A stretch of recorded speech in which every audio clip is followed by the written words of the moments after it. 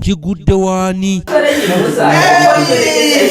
Poliisi y'omu Kiwanga ng'eri wamu n'abakulembeze b'ekyalo Kiwanga Kasokoso badduse bukubirire ne bayoola omukyala Kalitima agambye okukakana ku mwana wa mujja we w'emyaka 11 n'amutugumbula era okukakana nga mulemesezza obulamu bw'ensi eno. Sarah Molata w'emyaka 39 yakwatiddwa era ng'onokwatibwa kwe kuddiridde omugoba wa bodaboda Tegerekeseke lya John eyayitiddwa okutwala omugenzi mu ddwaliro okuvaayo n'atemya ku by'obuyinza nga bwe yasanze Gideon omugenzi mu buliri bwe ng'alabika ng'alinga atugiddwa kyokka bwe yabuuza nnyina ogubadde n'amutegeeza nga bw'abadde agudde mu kinaabiro ng'ava okunaaba. Sawa sawa ni sabifuddeko nnyo.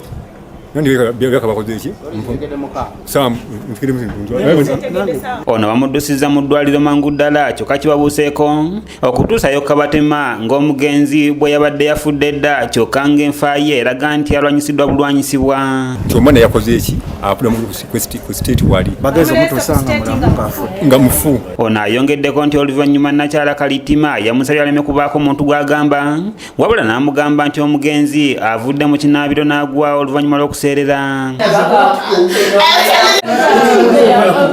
Bingi tayagadde kubyogera ku lutambi wabula akkaatiriza nti omwana ono abadde yafudde dda ku makya ssaawa nga 3.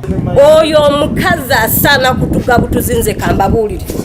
Mulata abadde waka abeerawo n'abaana be n'omukozi abadde abayambako ku mirimu kubanga bba wakolera safaari era nga kimutwalira ebbanga ddene okudda waka. Kwata ne waboda agamba nti omwana amusanze mu buliri ate omukinaabira ate avudde mu buliri ate nagenda mu kinaabiro. Okusinziira ku ssentebe w'ekitundu kino omukyala Nakawesi Margaret agamba nti bafunye okubuusabuusa ku nfa y'omwana ono oluvannyuma lw'omukwata okola sitatimenti ezitakwatagana ekibaviddeko nabo okutemya ku b'obuyinza abalala. Kwe kujja ndaba omwana akoze eki agudde n'afa naye nze ndi mukulembeze naye ngenza okulaba omwana okumukebera omwana taliko kisago kyonna omwana tabulidinga ng'alinga ng'afudde ekiziiro koza abasawo basobola okulaba ekintu ekyo naye nga nze ndaba omwana amutute mu ddwaliro amusanze ku buliri ate abali awaka bagaye nti agudde mu kinaabiro mwafiiridde n'okutuuka mu kinaabiro temulimu musaayi. Ono era asabye abakyala okwewala okunoba ne baleka abaana baabwe waka ne bajja baabwe. Bw'oba ozadde omwana genda n'omwana wo oleke mulekera step mother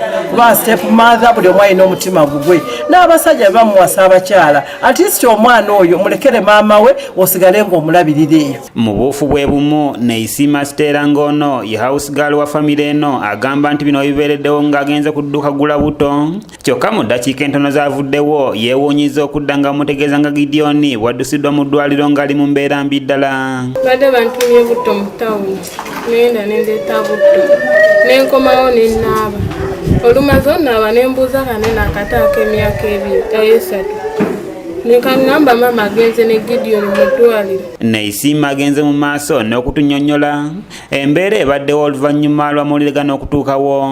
Bwe maze onnaaba nensimula nengenda nenkolaki nengenda paka ku ddwaliro nankomawo nantuma essuuka oluntumye essuuka nengitwala ngenza olaba era bamukomyawo ng'afudde omusawo ng'agambye nti afudde.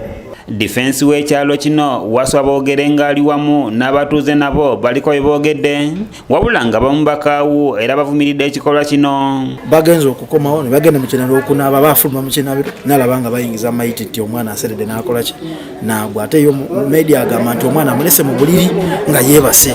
Omukazi abadde alinda kyokwogera nti n'omwana yafudde alyoka ayogera ku ssaawa omukaaga omwana abadde agala muli abadde agala kukola ki.